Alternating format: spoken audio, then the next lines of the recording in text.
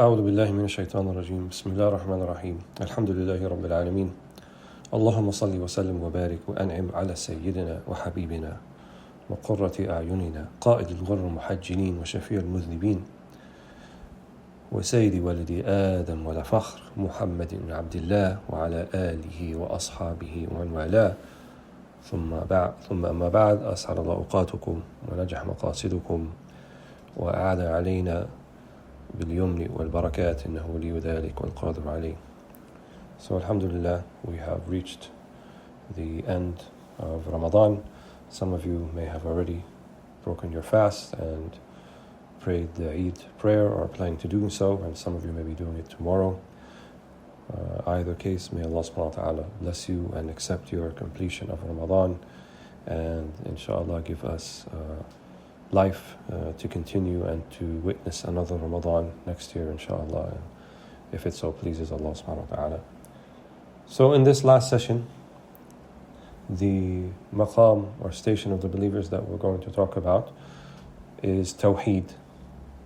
And one might think, well, maybe we should have begun with that, because that's the first thing that a Muslim does when they enter into Islam. They pronounce the testification of faith. They say, Ashhadu an la ilaha illallah wa ashhadu anna Muhammadan Rasulullah. And this is true.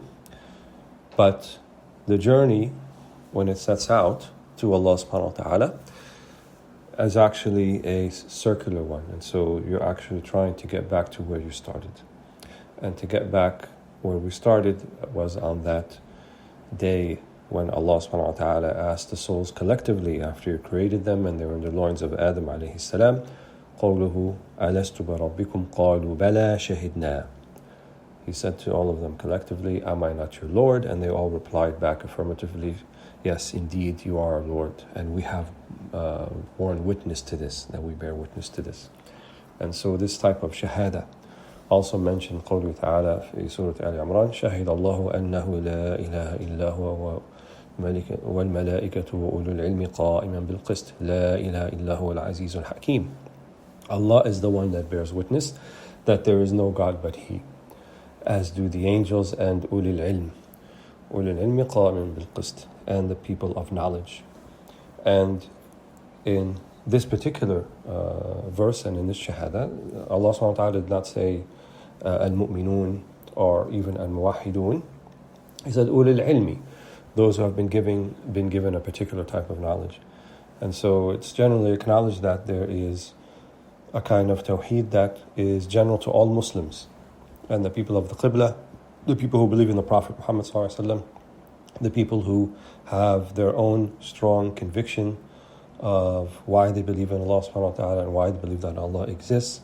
And in many verses in the Quran, Allah subhanahu wa ta'ala asks us to look to all of the signs of the Creator. إِنَّ فِي خَلْقِ السَّمَاوَاتِ وَالْأَرْضِ وَاخْتِلَافِ اللَّيْلِ وَالنَّهَارِ لَآيَاتٍ لِأُولِي الْأَلْبَابِ. Verily, in the creation of the heavens and the earth, there are signs for those who reflect, those people of al-albab, of al-lub, people of reflection, people of contemplation. And so virtually everything that we have before us, everything that Allah subhanahu wa ta'ala created is a alama. And alama means sign. And the word alam, which we say to denote everything besides Allah subhanahu wa ta'ala, يعني al-alam kulli ma siwa Allah. The alam is everything besides Allah subhanahu wa ta'ala. And He is the alim, right? And He is the knower of all.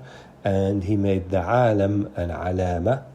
He made it a sign to know Him, as He instructed the Prophet ﷺ in Surah Muhammad, فَعَلَمْ أَنَّهُ لَا إِلَهَ إِلَّا اللَّهِ. And this invitation or command also extends to the rest of the ummah. So know that there is no deity worthy of worship, there is no God except Allah subhanahu wa ta'ala. And bear witness to this. So those who bear witness to it and those who know it. And Allah subhanahu wa ta'ala gives people varying degrees and levels of commitment and understanding of Tawhid. And so Tawhid is something that we do not question about of our believers, those who protest or affirm the testification of faith. and they do so, then we are to accept them into the millah, we accept them into the community of believers. But the ilm al-Tawhid, the knowledge of Tawhid, as some of the ulama have spoken about, is different than hal al-Tawhid. So knowledge of Tawhid is to bear witness to that and to try to take Islam's commands and prohibitions seriously and do them to the best of one's ability. But generally most people who are Muslim do that, and then they have kind of things, what they call Ahlillah da'arifun ilal.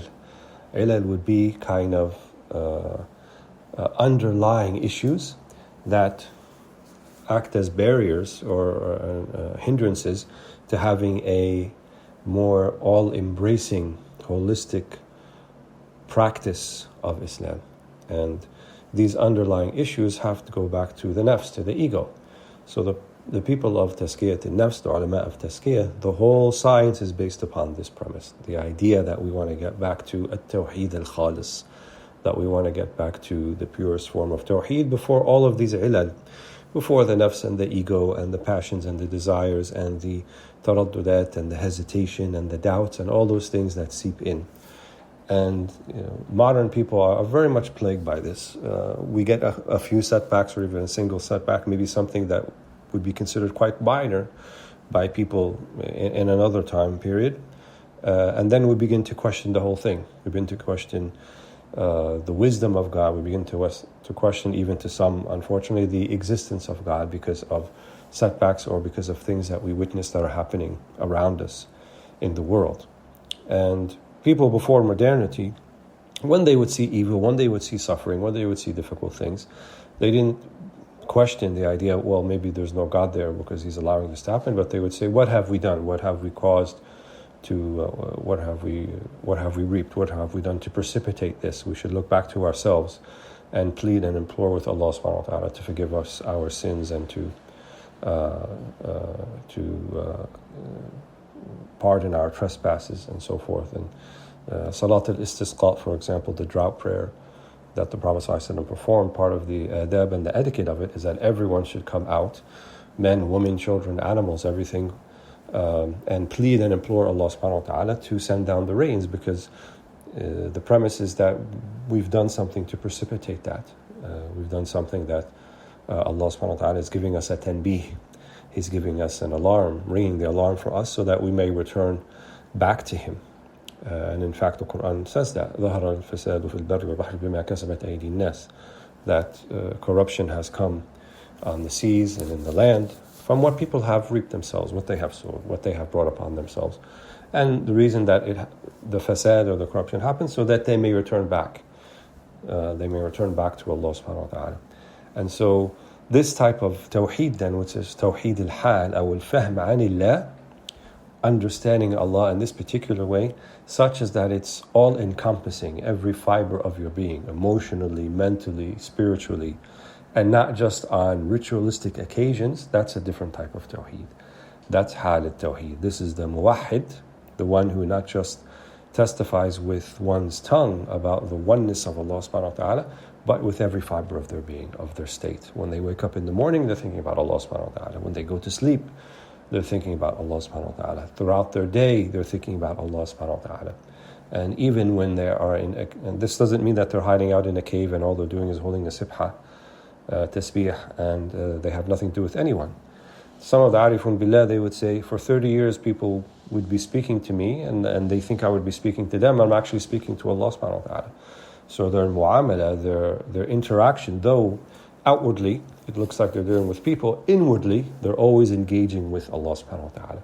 So it's like they're in a state of prayer, because we call the state of prayer a state of munajah, of an inner conversation between you and Allah subhanahu wa ta'ala. So that can still happen even outside of prayer. And in fact, indeed, the key to having this level of hudur and presence within the prayer, so that you're even constantly engaged and focused within the prayer, is to try to reach that same level of engagement and focus outside of the prayer.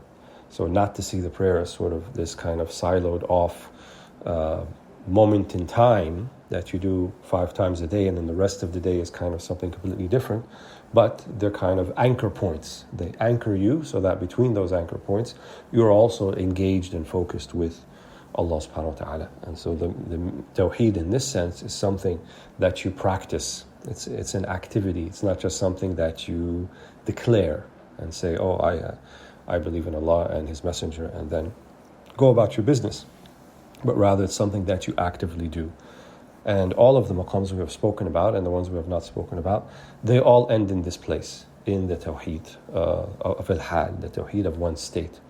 And you'll find, for example, in the different theological schools, whether it's the Ash'ari school or the Maturidi school or the Athari school or even some of the other sects, schools that are considered to be slightly problematic or not outside of the pale of Islam, but in contradiction to the majority of the theological schools, you will find that they have differences of opinion about how to think about certain things about Allah subhanahu wa ta'ala, how to think about af'al al-ibad, for example, the acts of the servants of God. Are they entirely unconnected to what they do? Are they entirely authored by Allah subhanahu wa ta'ala? Is there some connection between this qidam, as they say, the pre-eternalness of Allah subhanahu wa ta'ala, wal hadath, which is the temporality that we're time-bound of a servant's actions? And they have long drawn-out discussions about these sort of things in the books of theology. That's in terms of how we speak about Tawheed, because it's very difficult, or at least it's challenging, to speak about Allah subhanahu wa ta'ala in a manner that is completely commensurate with His majesty.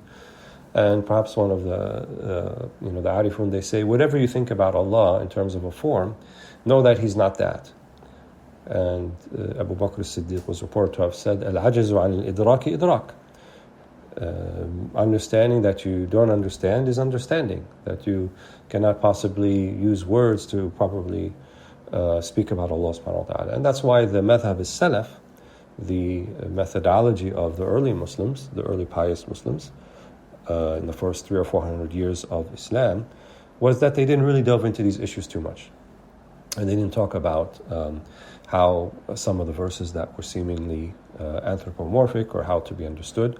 The general consensus is that they negated any sort of anthropomorphical coincidence with human acts, and that they had to be negated and understood in a way that was commensurate with Allah's majesty without really going into the details about it.